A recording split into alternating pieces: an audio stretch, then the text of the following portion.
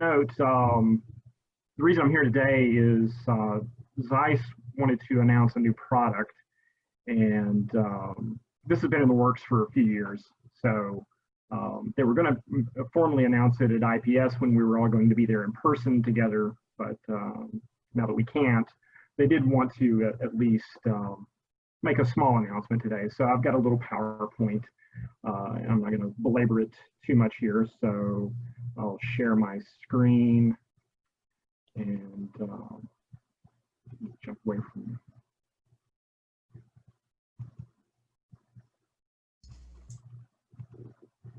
Zoom. There we go. So I work with Seiler Instrument, based in St. Louis, Missouri, and they are the formal representatives for Zeiss in Canada and the United States. Seiler is celebrating its 75th year this year. So they've been around quite a while and plan on being here a lot longer. And it's worth noting that this is Zeiss's 174th year come November 17th this year. So we are their formal partners. And so this is the new announced piece. ASTERION is something that Zeiss has been working on for a couple of years now. And not sharing right now. Do you want to share? Or? Oh, okay. Sorry about that. I thought I hit the share button. Let's try that again. How about now? Did that do the trick? Did you make a host? Yeah, you're a host. You should be able to share, but you're not sharing. Yeah, I'm clicking share screen. And just share your, just click on share, probably the whole screen, I'm guessing. There you go. Okay. All right. So there was a Seiler logo you missed and a Zeiss logo you missed. And so now here we are at ASTERION. So this is something that Zeiss has been working on a couple of years, as I mentioned. And the notion here is affordability and sustainability. So this is the formal first announcement of ASTERION in a public setting. They've made a few social media posts and it's on their website. ASTERION is a new optomechanical system that is star projector that is designed to work in hybrid solutions. You know, in Zeiss's view, you know, hopefully with a Zeiss Velvet Dome video system, but it will work with some of the other dome video planetarium systems in the industry with some additional consulting and engineering, but it's possible. Then their mission: for a century, we have viewed our task in developing tools to simulate the night sky in the most realistic way. So with ASTERION, it's not a full-on optomechanical solution like some of the other Zeiss systems and some of the other systems in the industry. ASTERION's goal is to project the night sky only, so stars and Milky Way. There's an add-on module for planets and the sun and moon in the base unit, and it comes in two flavors. There's ASTERION and ASTERION Premium between the two, and then there are different optics for different size domes, that kind of thing. So there's a little computer rendering of what it might look like in a planetarium. And so, you know, the question is, you know, are optomechanicals still relevant? And, you know, if you say yes, then, you know, what would be the criteria that you might have? So, you know, the ideal projector should be invisible, so you're not obscuring the view of the dome. So ASTERION has a very low profile. Should float in the air, so that meaning, you know, it's not going to consume seating space. It should be really quiet. And it's, you know, something that's been tricky in some hybrid solutions in the past is the rotation speed of an optomechanical versus the digital solutions. So they're remedying this with this solution. And low cost. This unit is, to put it mildly, is significantly lower cost than some of the solutions provided in the past.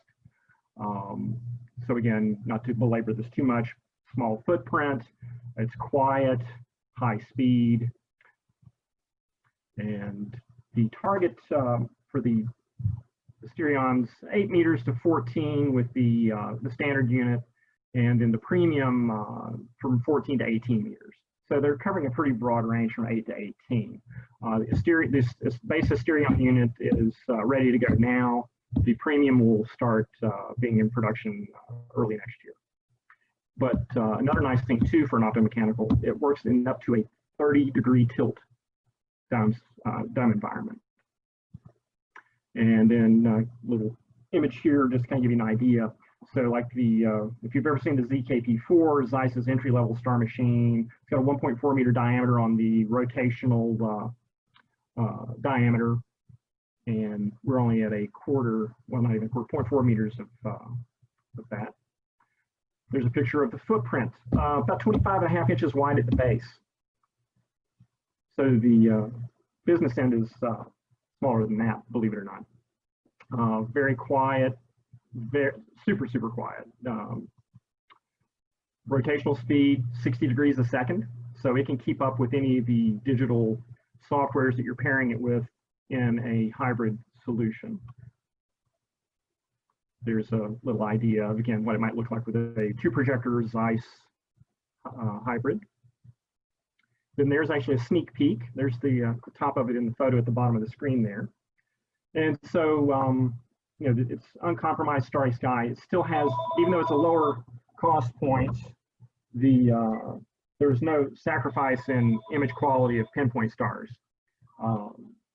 Smooth motion, automatic calibration with your integrated digital system. It does come with native integrated control if you're pairing it in a system that's running UniView. And so the projector to impress, this is, you know, some more of the Zeiss marketing spiel. It's got a fantastic starry sky, low cost, sustainable technology. A little more on that in a moment. It also has the option to lower or remove the projector from dome center. In a fashion, this thing is almost portable. Weighs about 300 pounds. You could put it on a cart and move it out of the way if you needed to for like a, you know, if your facility is a multi-purpose facility. So it's very, very unique in that regard. And then there also is an elevator option. We won't go into that today in the interest of time. And high quality at a great price. The most spectacular scout on the market, big claim. They're not, again, not sacrificing any of the reputation Zeiss has for great star fields from an optomechanical. And the number of stars produced around 9,000 on an average between the different models. Natural scintillation of stars, so there's a nice simulation. And so for your respective dome size, they're calculating the projection in that regard. High brightness, high speed settings, moon with phases, so there's a really nice image of the moon in that regard. The Milky Way is the new Gaia data set of over 1 billion stars in the image. So it's a gorgeous, gorgeous Milky Way. And so what makes an optomechanical in the modern era sustainable? Small bright stars that are very realistic, and those are driven from an LED light source, so very low energy consumption, also low heat. And how do you get to those stars? Fiber optics with an LED light source. So each star in your projected field has an individual optical fiber element. It's got the lowest power consumption that Zeiss knows of in the industry for optomechanicals, about 300 watts. Compact size, again, limits material usage. So we're getting into bordering on a green technology here. There are no lamps to replace. There's no hazardous waste. You don't have to maintain an inventory of lamps. Also less moving parts. And they're proposing, as most Zeiss and other optomechanicals, decades of service life. And if you look at the image there to the right, that's actually a sneak peek into the inner workings of Asterion. So it's an unconventional star projector. It's got an eye-catching design. It's hopefully increases some interest in the traditional side of the planetarium realm, and makes the planetarium a special place with small footprint and the high quality. So it's an attractive solution. So there's another sneak peek the business end. You can also note it's not mentioned here in the PowerPoint, but you see the little red glow around the base of the star ball itself. There's actually a little LED element there, and that's controllable as well. And again, 2 versions of the unit across 8 to 18 meters.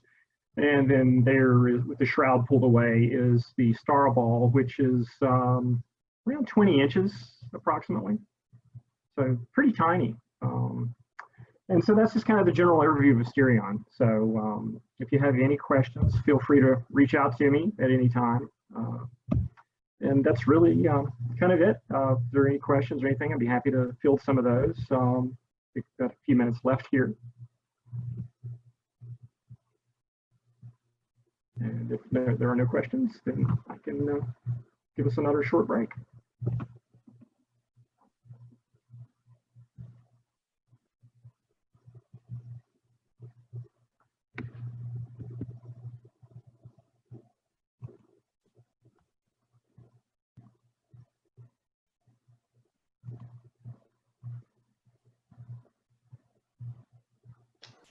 Hi, Ken.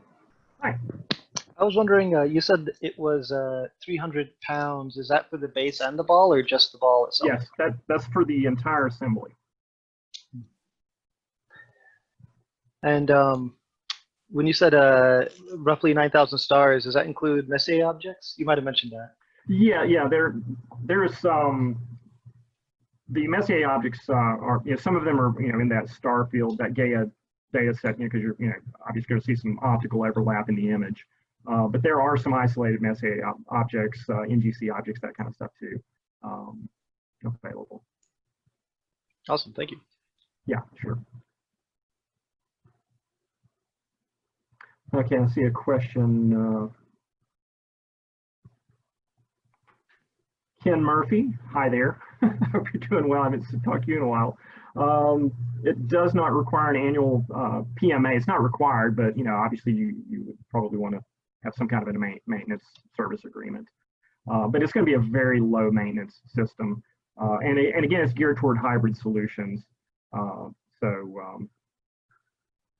You would want maintenance on your video system too. But again, even those are low maintenance too, because in the circumstance of a Zeiss Velvet hybrid, that's the new Velvets are LED driven as well, so very low maintenance, very minimal upkeep on the new Zeiss systems. Hope that answers your question, Ken.